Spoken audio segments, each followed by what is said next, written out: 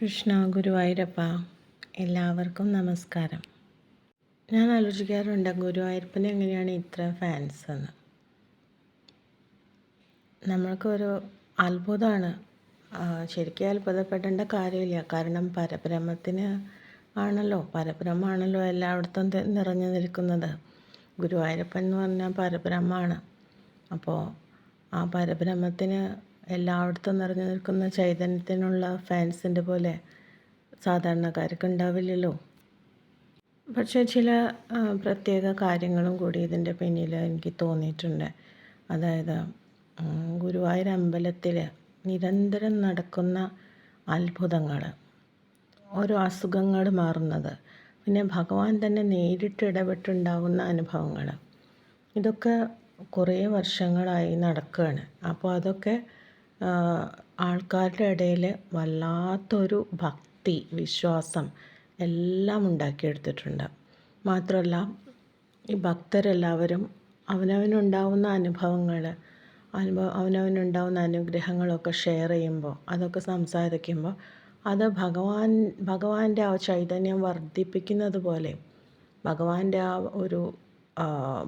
ആ ശക്തി, ആ positive energy എല്ലാവരിലേക്കും നിറയുന്ന പോലെ മറ്റുള്ളവരിലേക്കും കൂടി പകർന്ന്, അതായത് ഒരാൾ അവനവനുണ്ടായ ഒരു അനുഭവം പറയുമ്പോൾ അത് കേൾക്കുന്ന ആൾക്കാർക്ക് ആ ഭക്തിയിൽ ഒന്നും കൂടെ അവർക്കും ചിലപ്പോൾ അനുഭവങ്ങൾ ഉണ്ടായിട്ടുണ്ടാവും.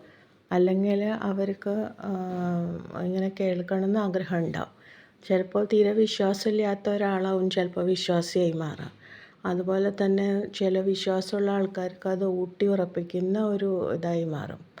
അതുപോലെ തന്നെ അവർക്ക് കൂടുതൽ ഭഗവാനിലുള്ള ആ ഒരു ഉറപ്പ് കൂടുകയാണ്. ഭഗവാനിൽ അവർ ഇത്ര നാൾ അവർ വിചാരിച്ചിരുന്ന കാര്യങ്ങളൊക്കെയും അനുഭവങ്ങൾ ഓരോന്നും, അല്ലെങ്കിൽ ഓരോ മിറാക്കിളുകൾ നടക്കുമ്പം കയറുമ്പോൾ അത്രയും പോസിറ്റീവ് ഊർജ്ജമാണ് ഭഗവാന്റെ ഭാഗത്തുനിന്ന് മറ്റുള്ളവരിലേക്ക് പ്രസരിക്കുന്നത്.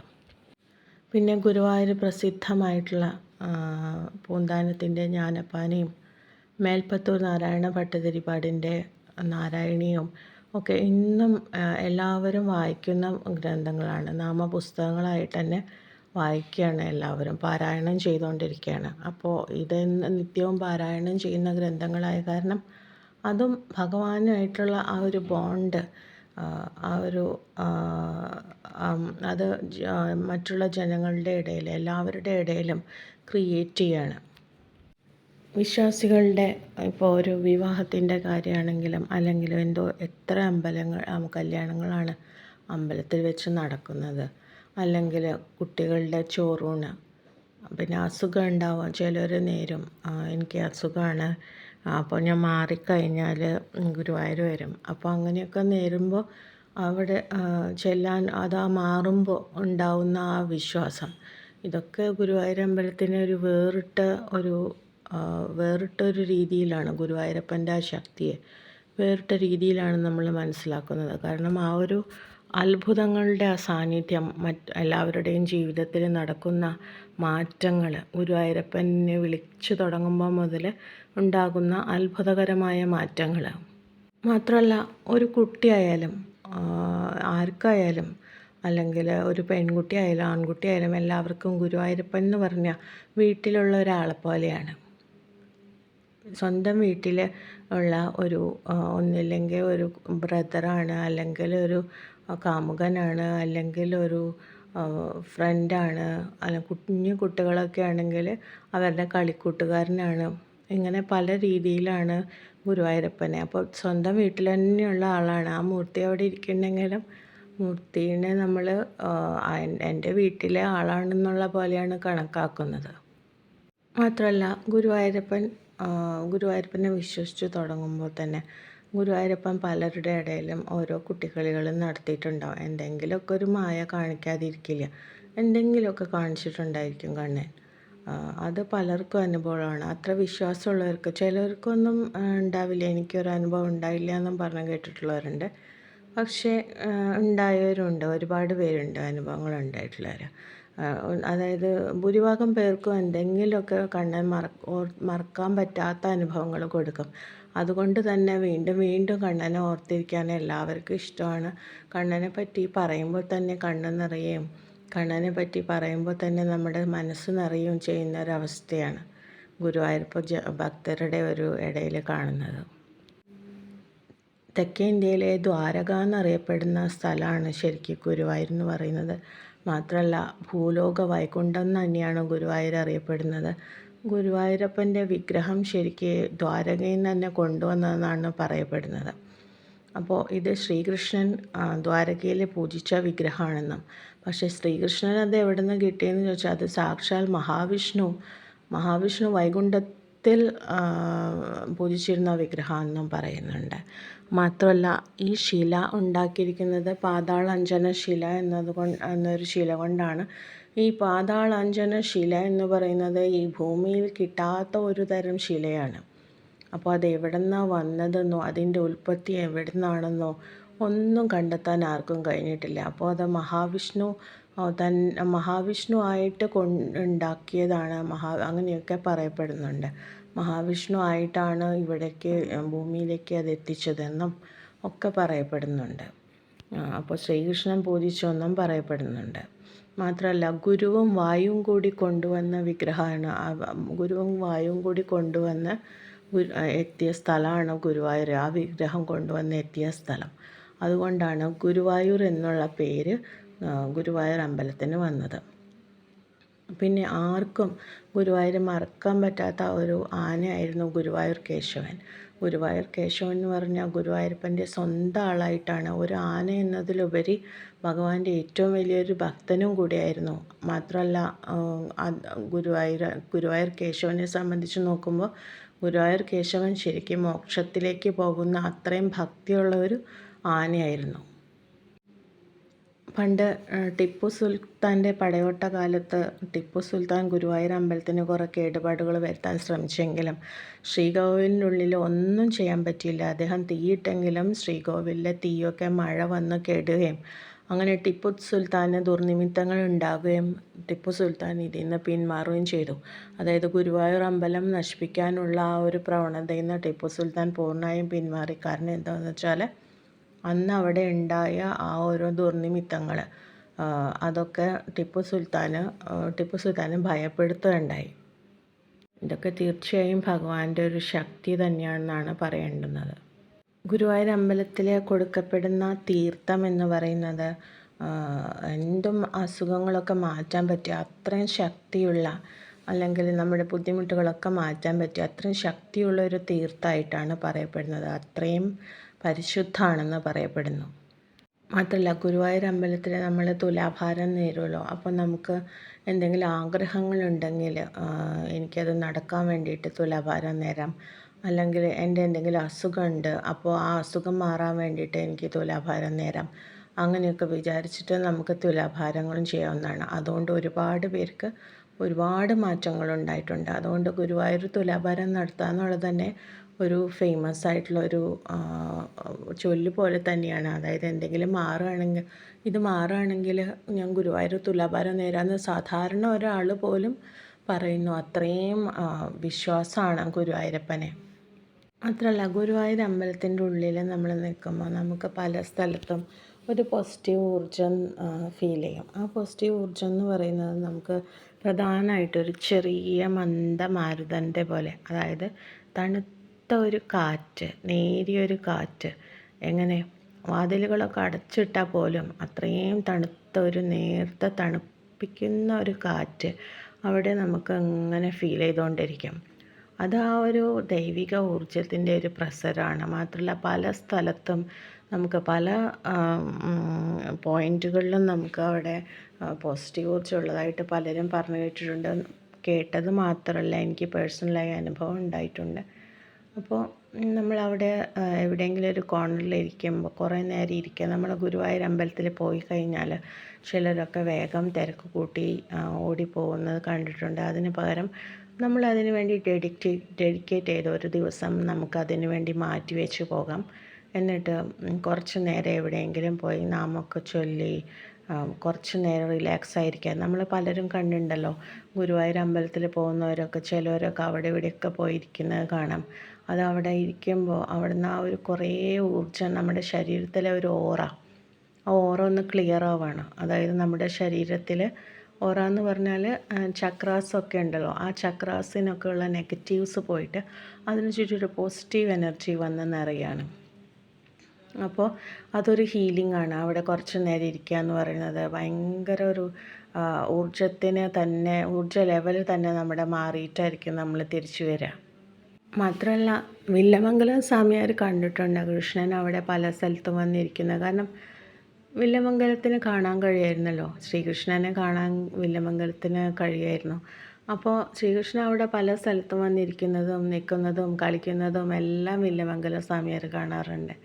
അതുപോലെ പലരും കണ്ടിട്ടുണ്ടെന്നൊക്കെ കേട്ടിട്ടുണ്ട്. അതെനിക്ക് ആരൊക്കെയാണെന്ന് വ്യക്തമായി അറിയില്ല. അപ്പോൾ ഞാൻ കേട്ടിടത്തോളം എനിക്ക് തോന്നുന്നത് അവിടെ കൃഷ്ണനുണ്ട് എല്ലായിടത്തും. നമ്മളുടെ അടുത്ത് നമ്മൾ നിൽക്കുമ്പോൾ ഞാൻ മുമ്പ് ഒരു വീഡിയോ ഇട്ടിരുന്നല്ലോ, ഒരാൾക്ക് ഒരു പെട്ടെന്ന് ഗുരുവായൂരപ്പനെ കാണണേ എന്ന് വിചാരിച്ചിട്ട് എനിക്കൊന്നും ഒരു ദർശനമോ അല്ലെങ്കിൽ എന്തെങ്കിലും ഒരു അനുഭവം ഇവിടുന്ന് പോണതിന് മുമ്പ് തരണമെന്ന് പ്രാർത്ഥിച്ചപ്പോൾ പെട്ടെന്ന് തൻ്റെ ശരീരത്തിൽ ആരോ മുട്ടുന്നതായിട്ടും എന്തോ ഒരു ഒച്ചപ്പാടൊക്കെ ഉണ്ടാക്കി ഒരാൾ തന്നെ ശ്രദ്ധിക്കാൻ വേണ്ടി എന്തൊക്കെയോ കാണിക്കുന്നതായിട്ട് അയാൾ തിരിഞ്ഞു നോക്കിയപ്പോൾ ആൾക്ക് എന്തോ ഒരു പ്രത്യേകതയും ഒരു ഡിവിനിറ്റിയൊക്കെ ഉള്ളതായിട്ടും അതെന്തോ ഒരു പ്രത്യേക പിന്നീട് ആലോചിക്കുമ്പോൾ അത് ഗുരുവായൂരപ്പനെ ഞാൻ വിളിച്ചപ്പോൾ ഗുരുവായൂരപ്പൻ തന്നെ വന്നതാണെന്നാണ് ആൾ പറയുന്നത്. ഉണ്ണിക്കണ്ണ അവിടെയൊക്കെ ഗുരുവായൂർ അമ്പലത്തിൽ മുഴുവനും ഓടി കളിക്കുന്നു എന്നാണ് എല്ലാവരുടെയും ഒരു വിശ്വാസം. പിന്നെ ഗുരുവായൂർ അമ്പലത്തിനെ വിശേഷമാക്കി തീർക്കുന്ന ഒന്നാണ് ഗുരുവായൂർ ഏകാദശി എന്ന് പറയുന്നത്. ഗുരുവായൂർ ഏകാദശി വളരെ പ്രശസ്തമായിട്ടുള്ള ഏകാദശിയാണ്. അപ്പോൾ ആ സമയത്ത് അവിടെ ഒരുപാട് ചടങ്ങുകളും ഉത്സവം പോലെ തന്നെയാണ് ഗുരുവായൂർ ഏകാദശി ആഘോഷിക്കപ്പെടുന്നത്. മാത്രമല്ല എല്ലാ ദേവകളും വന്നു പോകുന്ന ദിവസമെന്നാണ് പറയുന്നത്. എനിക്ക് ചിലപ്പോൾ ഗുരുവായൂർ അമ്പലത്തിൻ്റെ ഒരു ദർശനമൊക്കെ നടത്താൻ കഴിഞ്ഞത് എൻ്റെ ഒരു പൂർവ്വജന്മ പുണ്യമായിട്ടാണ് ഞാൻ കരുതുന്നത്. എൻ്റെ ഒരു ഭാഗ്യമാണെന്ന് കരുതുന്നു. കാരണം എന്താണെന്ന് വെച്ചാൽ ചിലപ്പോൾ ഞാൻ വേറെ എവിടെയെങ്കിലുമൊക്കെ ജനിക്കുകയായിരുന്നെങ്കിൽ എനിക്ക് ഗുരുവായൂർ പോകാനോ ഗുരുവായൂരപ്പനായിട്ടൊരു ആത്മബന്ധം ഉണ്ടാവാനോ ഒന്നും കഴിയുമെന്ന് തോന്നുന്നില്ല. എനിക്ക് കേരളത്തിൽ തന്നെ ജനിച്ചത് പ്രത്യേകിച്ച് ഗുരുവായൂരപ്പനോട് ചേർന്ന് തന്നെയാണ്, കുറച്ച് മാറിയിട്ടാണല്ലോ. അപ്പോൾ അത്ര ദൂരമൊന്നും ഗുരുവായൂർ പോകാനായിട്ട് എനിക്കില്ല. അപ്പോൾ ഇതൊക്കെ എൻ്റെ ഒരു ഭാഗ്യമായിട്ടാണ് ഞാൻ കരുതുന്നത്. അപ്പോൾ ഗുരുവായൂരപ്പൻ്റെ ഫാൻസ് ആയിരിക്കുക എന്ന് പറയുന്നത് തന്നെ വല്ലാത്തൊരു അഭിമാനമായിട്ടാണ് എല്ലാവരും കരുതുന്നത്. അത് അത്രയും ശക്തിയുള്ള ഒരാളെ നമ്മൾ വിശ്വസിക്കുന്നു എന്ന് പറയുന്നത് തന്നെ ഒരു ക്രെഡിറ്റായിട്ടാണ് നമുക്ക് തോന്നുന്നത്. കാരണം നമ്മൾ അത്രയും നമ്മൾ അനുഭവങ്ങളിലൂടെ കടന്നു പോകുമ്പോൾ ഇത്രയും നമ്മളെ എന്താ പറയുക ആഹ്ലാദിപ്പിക്കുകയും ആനന്ദിപ്പിക്കുകയും നമുക്കിത്രയും നമ്മുടെ കണ്ണ് നിറയുകയും ആനന്ദ കണ്ണീരൊഴുക്കുകയും ചെയ്യുന്ന ഒരു ഫ്രണ്ട് എൻ്റെ കൂടെ ഉണ്ടോയെന്ന് ചോദിച്ചാൽ ഇല്ല. ഒരു റിലേറ്റീവ് എനിക്കുണ്ടോയെന്ന് ചോദിച്ചാൽ ഇല്ല. അല്ലെങ്കിൽ അങ്ങനെ ആരും ഇല്ല. എനിക്ക് തോന്നുന്നത് ഗുരുവായൂരപ്പൻ തന്നെയാണ് എന്നെ ആനന്ദക്കണ്ണീർ പൊഴിക്കാൻ കാരണമായിട്ടുള്ളതും അതുപോലെ തന്നെ എനിക്ക് സന്തോഷം ഏറ്റവും കൂടുതൽ നൽകിയിട്ടുള്ളതും ഏറ്റവും കൂടുതൽ അനുഭവങ്ങളെ കൊണ്ട് എന്നെ ഞെട്ടിപ്പിച്ചിട്ടുള്ളതും എല്ലാം ഗുരുവായൂരപ്പൻ തന്നെയാണെന്നാണ് എൻ്റെ വിശ്വാസം. വേറെ ആർക്കും അങ്ങനെ കഴിയാത്ത പലതും കണ്ണനുണ്ട്. അതുപോലെ വേറെ ആരോടും പറയാൻ പറ്റാത്ത കാര്യങ്ങളും നമുക്ക് കണ്ണനോട് മാത്രമേ പറയാൻ പറ്റുള്ളൂ.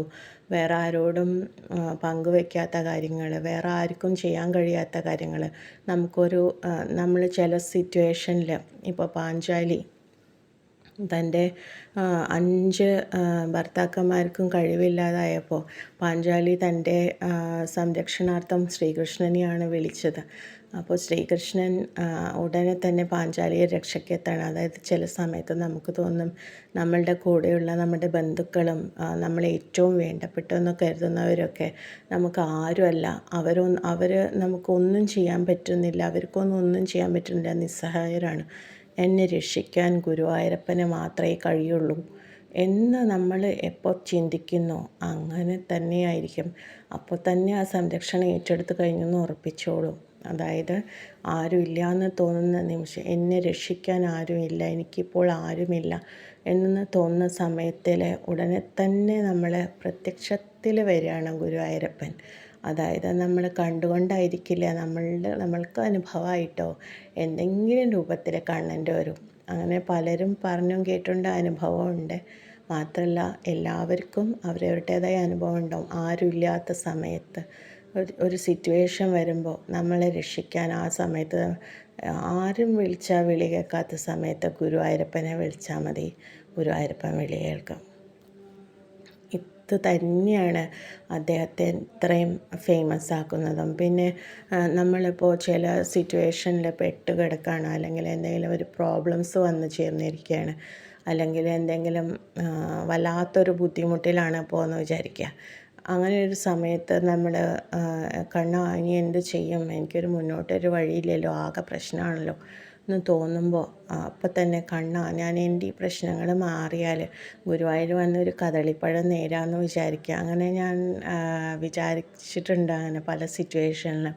കണ്ണൻ അതൊക്കെ നിസ്സാരമായിട്ട് എന്താന്ന് പറയുക, പൂവ് പോലെ എടുത്ത് കളഞ്ഞ സന്ദർഭങ്ങൾ ഉണ്ടായിട്ടുണ്ട്. ആ പ്രശ്നങ്ങളൊക്കെ അത് പലർക്കും ഉണ്ടായിട്ടുണ്ട്. അതായത് കണ്ണനെ വിളിക്കുമ്പോൾ തന്നെ പൂവ് പോലെ അത് കണ്ണെടുത്ത് മാറ്റും. അതൊക്കെ നിസ്സാരമായിട്ട് മാറിപ്പോകും. അങ്ങനെ അത്രയും ശക്തിയുള്ള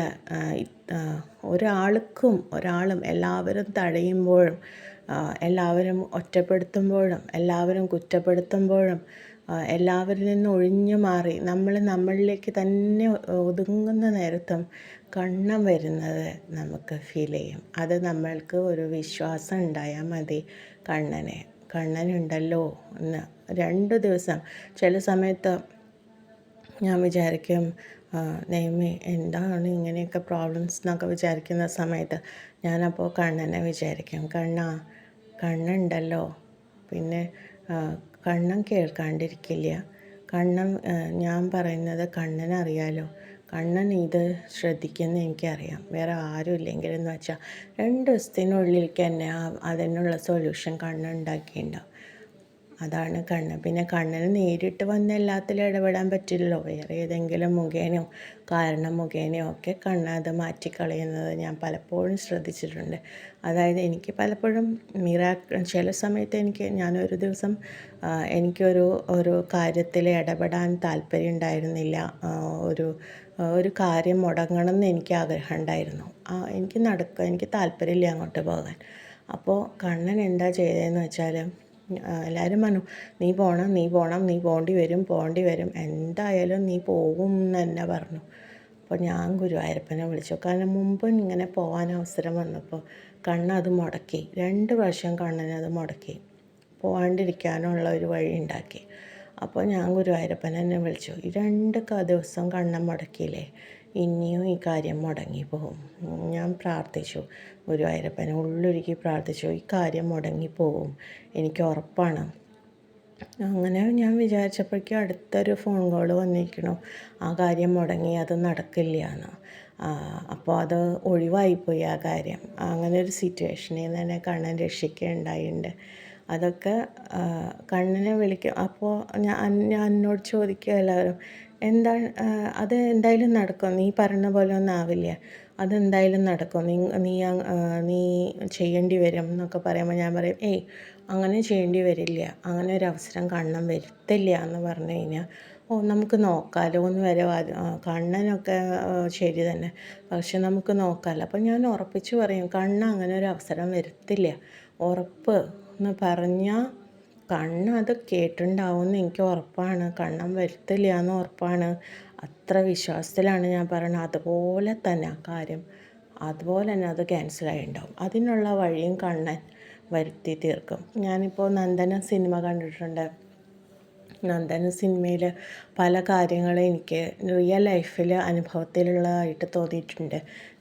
എനിക്ക് തോന്നുന്നു അത് ശരിക്കും ഒരുപാട് അനുഭവങ്ങളുടെ വെളിച്ചത്തിലാണ് ആ സിനിമയുടെ കഥയൊക്കെ എഴുതിയെന്ന് തോന്നുന്നു. കാരണം എന്താണെന്ന് വെച്ചാൽ ഒരുപാട് പേർക്ക് അങ്ങനെയുള്ള ഞാനിങ്ങനെ സംസാരിച്ചപ്പോൾ ആ നന്ദനം സിനിമയെ പറ്റി സംസാരിച്ചപ്പോൾ തന്നെ അതിലുള്ള പല കാര്യങ്ങളും പലരും അനുഭവത്തിലുള്ള പോലെയാണ് പറയുന്നത്. അതുപോലുള്ള അനുഭവങ്ങൾ പലർക്കും ഉണ്ടായിട്ടുണ്ടെന്ന്.